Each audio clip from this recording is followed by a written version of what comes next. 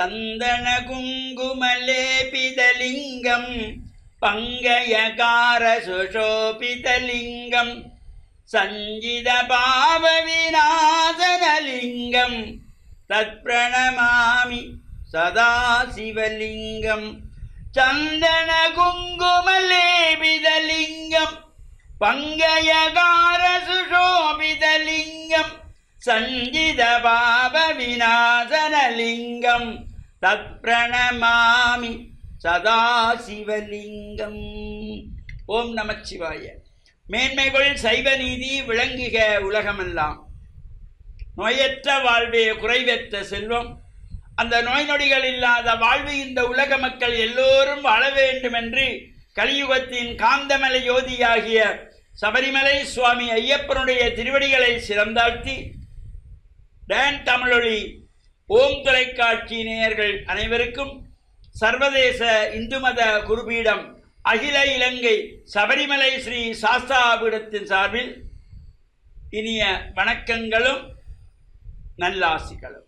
இன்றும் மங்களகரமான விஸ்வாவசு வருஷம் ஆனி மாதம் 18ஆம் நாள் 2/7/2025 புதன்கிழமை.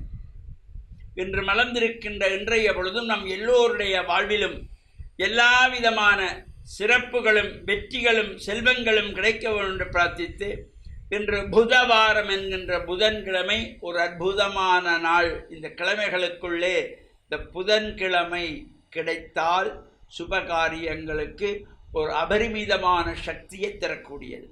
இன்றைய தினம் இந்த ஆனி மாதத்து உத்தர நட்சத்திரம். இந்த ஆனி உத்தரம் சிவனுடைய வழிபாட்டுக்குரியது. அதிகாலையிலே இந்த நடேசர் அபிஷேகம் சிறப்பாக நடைபெறும்.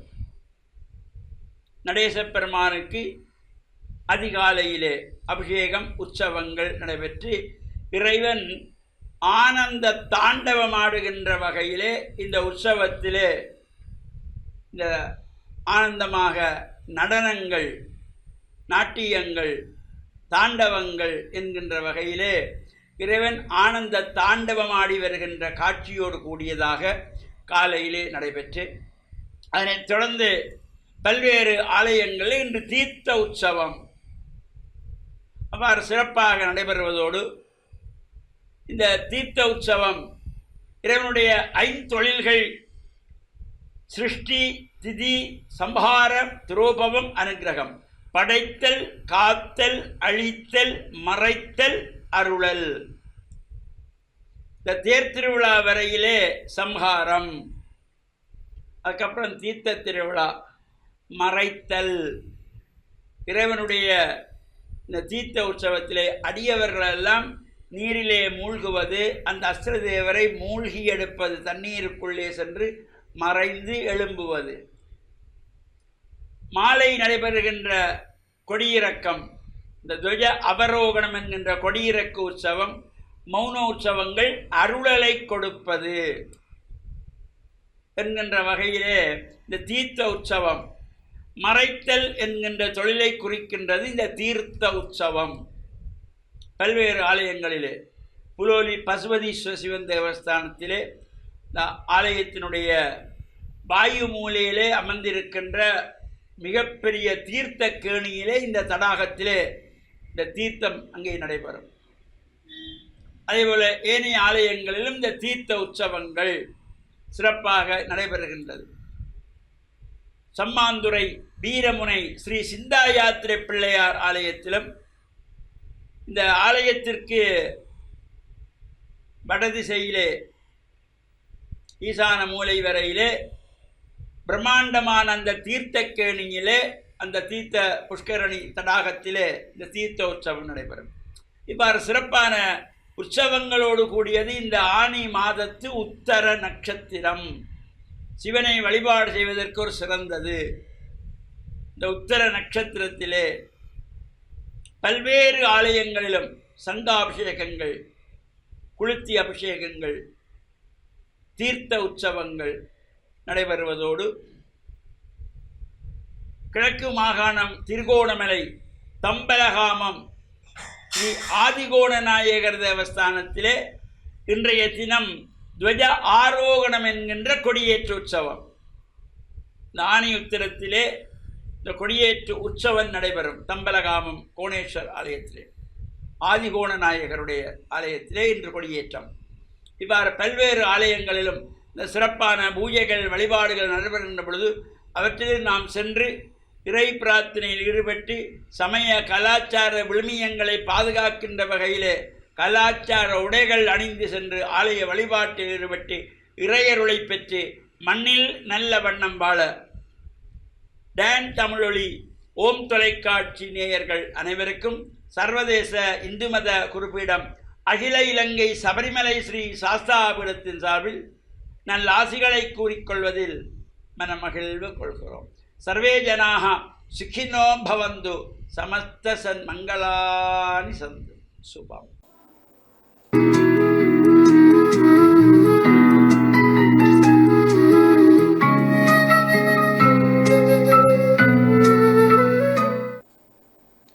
இறை இயேசுவில் என் அன்பு நெஞ்சங்களே, கிறிஸ்தவ நற்சிந்தனை வேளையிலே உங்களை சந்திப்பதில் பெரும் மகிழ்வு கொள்கின்றேன்.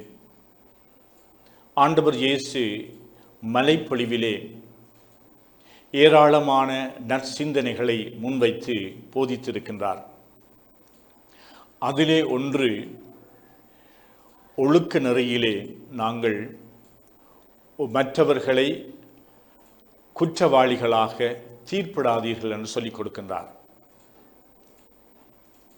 ஆண்டவர் இயேசு ஒரு நாளும் எவரையும் பார்த்து தீர்ப்பிடவில்லை.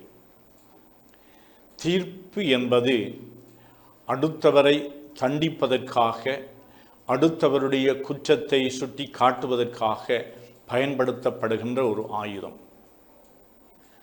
இயேசு எப்பொழுதும் பாவிகளை வரவேற்றார். ஒரு பாவி பெண்ணை கொணர்ந்து இயேசு முன்னிலையிலே நிறுத்தி அவளுக்கு கல்லால் எறிந்து கொல்ல வேண்டும் என்கின்ற தீர்ப்பை வழங்க வேண்டும், இது மோசேயினுடைய சட்டம் என்று பிடிவாதமாக இருந்த மக்கள் கூட்டத்தை பார்த்து இயேசு, உங்களில் குற்றமில்லாதவர் முதல் கல்லை எடுத்து எறியட்டும் என்று சொல்லிக் கொடுக்கின்றார். உடனடியாக ஒருவர் பின் ஒருவராக அந்த இடத்திலே இருந்து அவர்கள் ஓடிவிடுகின்றார்கள். அப்பொழுது அந்த பெண்ணை பார்த்து இயேசு கூறுகின்றார், நானும் உனக்கு தீர்ப்பிடேன், இனிமேல் பாவம் செய்யாதே. இன்னும் ஒரு சந்தர்ப்பத்தை கொடுப்பவர் தான் இறைவன். பொதுவாக நாங்கள் ஏன் மற்றவர்களை பார்த்து இவர் அப்படி அவள் அப்படி என்று சொல்லி தீர்ப்பிடுகின்றோம்? அந்த தீர்ப்பை நாங்கள் நியாயப்படுத்த விரும்புகின்றோம். அந்த தீர்ப்பை நாங்கள் மற்றவர்களுக்கும் சொல்லி மகிழ்கின்றோம். நான் நல்லவன் என்பதை நிரூபிப்பதற்காக அடுத்தவர்கள் நல்லவர்கள் அல்ல என்று கூறுகின்ற ஒரு விவாதம் எங்கள் மத்தியிலே இருக்கலாம். எங்களை நியாயப்படுத்துவதற்காக அடுத்தவர்கள் மீது குற்றம் சுமத்துவது எங்களுடைய பழக்கமாக இருக்கலாம். எப்பொழுதும் நாங்கள் தவறுகள் மற்றவர்களால் ஏற்படுகின்றது என்று நொந்து கொள்கின்றோம்.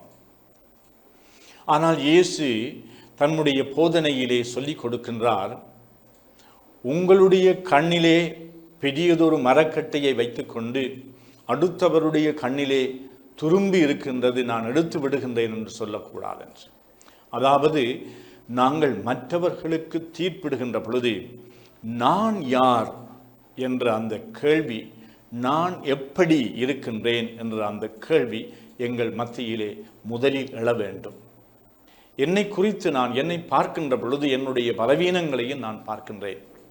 என்னை நான் ஏற்றுக்கொள்கின்றேன், புரிந்து கொள்கின்றேன், நியாயப்படுத்துகின்றேன். அவ்வாறு நாங்கள் மற்றவர்களையும் புரிந்து கொள்வதற்கு, அவர்களுடைய வாழ்விலே ஒரு சந்தர்ப்பத்தை ஏற்படுத்துகின்ற நல்ல பிரஜைகளாக நாங்கள் வாழ வேண்டும் என்பதுதான் கிறிஸ்துவினுடைய போதனை. சில வேளைகளிலே உண்மை எது, சரி எது, பிழை எது என்று நாங்கள் கண்டுபிடிப்பதற்கு முன்னதாக தீர்ப்பை வழங்கிவிடுகின்றோம்.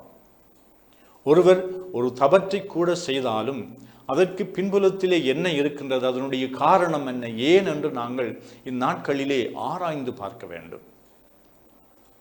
சமூகவியல்கள் அல்லது உளவியல் இவ்வாறான விஞ்ஞானங்கள் எங்களுக்கு பல மனிதனுடைய நடத்தையிலே ஏற்படக்கூடிய பிறழ்வுகளுக்கான காரணங்களை பற்றி ஆராய்ந்து தெளிவுபடுத்துகின்றன. ஆகனாலே மற்றவர்களுடைய குற்றங்களை நாங்கள் பெரிதுபடுத்தி தீர்ப்பு வழங்குவதாலே அவர்களுடைய வாழ்விலே அவர்கள் வளர்வதற்கு திருந்துவதற்கு சந்தர்ப்பங்களை கொடுக்க மறுக்கின்றோம்.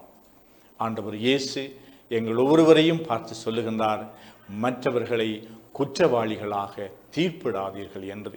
இத்தகைய இந்த கட்டளையை, இந்த போதனையை நாங்கள் இந்நாளிலே கடைப்பிடித்து வாழ்வதற்கான அருளை கேட்டு மன்றாடுவோமாக. ஆமென்.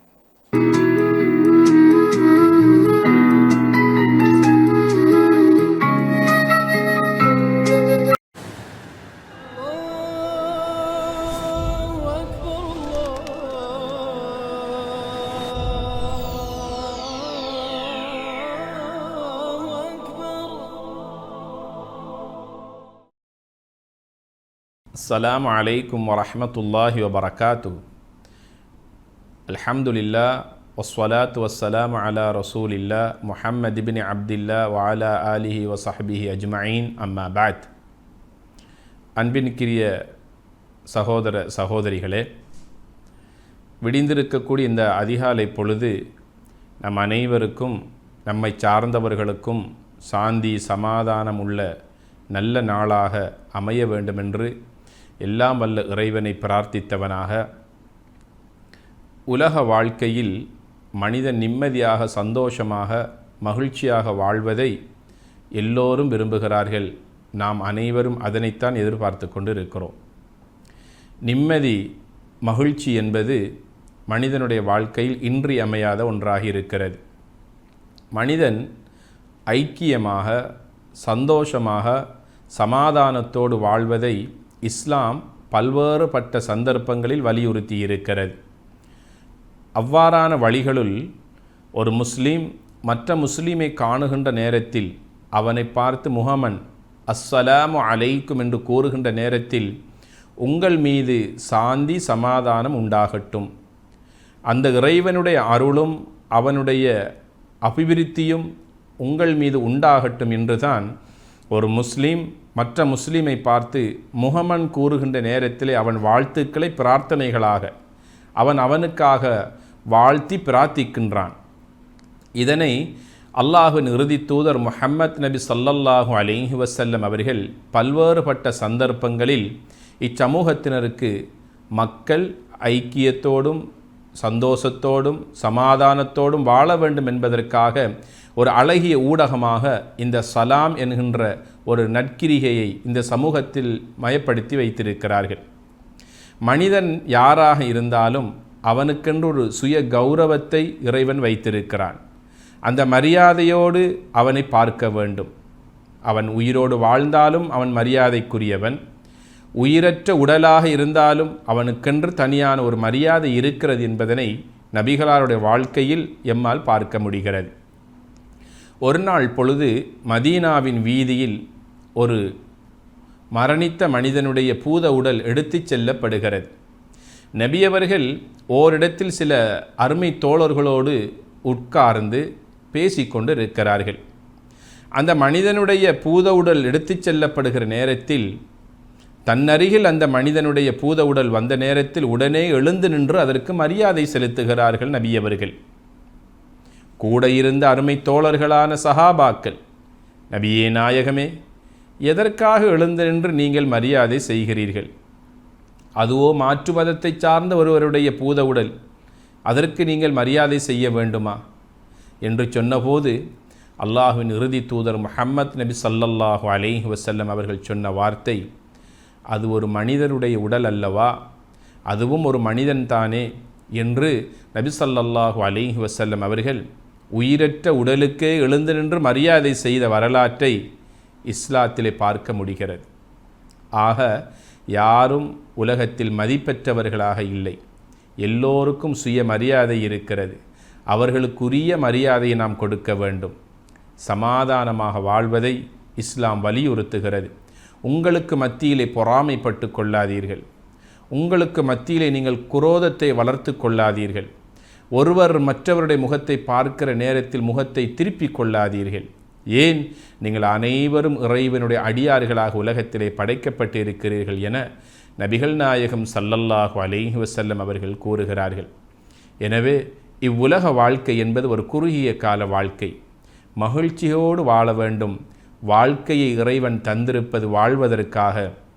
அந்த வாழ்க்கையை நல்ல முறையில் அர்த்தபுஷ்டியாக நாம் வாழ்ந்து இந்த உலக வாழ்வை முடிப்போமையாக இருந்தால் நிச்சயமாக நம்மோடு இருக்கின்றவர்களே நிம்மதியாக வாழ்வார்கள். நாமும் சந்தோஷமாக வாழலாம். எல்லாம் வல்ல இறைவனின் அருளையும் அன்பையும் பெறுவோமாக. வஸ்ஸலாமு அலைக்கும் வரஹ்மத்துல்லாஹி வபரகாத்துஹு.